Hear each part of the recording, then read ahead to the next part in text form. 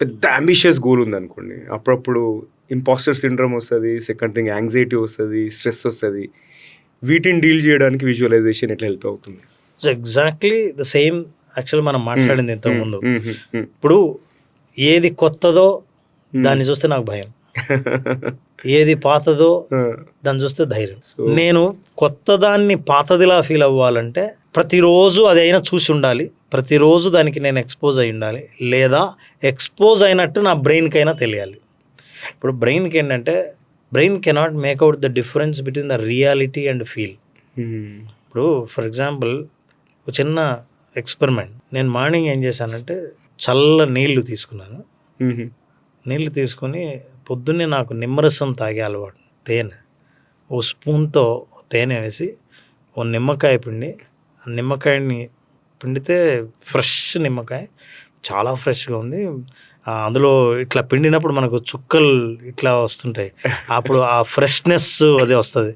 అట్లా పిండినప్పుడు దాంట్లో అది నీళ్ళలో కలిసి తేనె నిమ్మకాయ నీళ్ళు కలిపి బాగా పొద్దున్నే ఏమీ తాగకుండా పరగడుపున అట్లా తాగుతుంటే ఆ టేస్ట్ మీద డిడ్ యూ ఫీల్ ఇట్?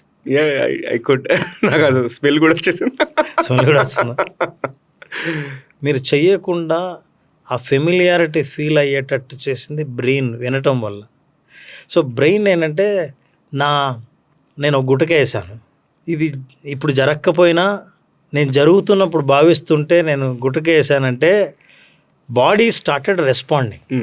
మీ ముందు ఎవరైనా సరే మంచి మిరపకాయల బజ్జీ, సాయంత్రం మంచి స్నాక్స్ అంటూనే మీకు తినాలనిపించే కోరిక, నోట్లో నీళ్ళు ఊరటం, ఇవన్నీ ఏంటంటే బ్రెయిన్కి నిజంగా ఎదురుగా లేవు బజ్జీ, కానీ ఉంటే ఎలా రెస్పాండ్ అవ్వాలో అలా అవుతుంది. అట్లాగే ఈ భయము, యాంగ్జైటీ, ఆందోళన, ఒత్తిడి, వీటి నుంచి బయటపడాలంటే ఆ ఒత్తిడి సిచ్యువేషన్ని నేను సక్సెస్ఫుల్గా ఫేస్ చేసినట్లు ఎప్పుడైతే విజువలైజ్ చేస్తారో బ్రెయిన్ నిజంగా ఫేస్ చేస్తున్నట్టే ఫీల్ అయ్యి రిలాక్స్ అవ్వడం మొదలు పెడతారు. మీరు అలా రిలాక్స్ అవ్వడం ప్రాక్టీస్ చేసి నిజంగా అది ఫేస్ చేసినప్పుడు మీకు చాలా ఫెమిలియర్గా అనిపించి బ్రెయిన్ యాంగ్జైటీని రేపదు. This is actually the secret.